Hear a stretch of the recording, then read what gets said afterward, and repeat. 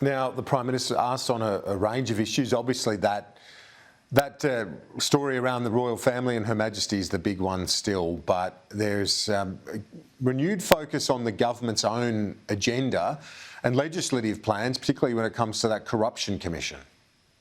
Yes, the PM was trying to claim today he was sticking to his election promise in saying yesterday that he only promised to introduce ICAC legislation by the end of the year, not to have the legislation passed and the starting of the commission being set up. But here's what he said on April 16 in the heat of the election campaign.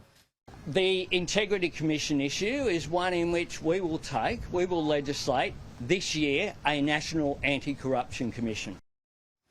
And here's what the Labor Party website says.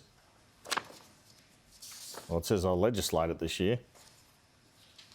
And here's what the PM said today. On the 18th of May, so just before the election, I said, which is why a Labor government I lead will put forward legislation for a National Anti-Corruption Commission before this year is over. It's a pretty explicit statement that I made. We will have legislation introduced in September this month. We're ready to vote for it. Anyway, perhaps a non-core promise, as John Howard used to say. We had that indication yesterday from Independent Monique Ryan that there would have to be a Senate committee look at the bill, something which would delay the commission being set up. At least the legislation will be presented to the caucus and introduced to Parliament at the end of the month, from what the Prime Minister was saying. And that's while Anthony Albanese is in Japan for Shinzo Abe's funeral.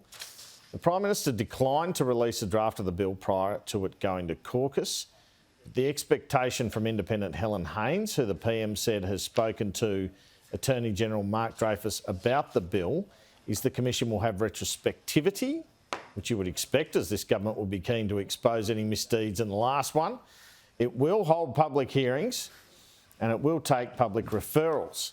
So questions still remain about whistleblower protection and statutory oversight and funding and the like, Kieran.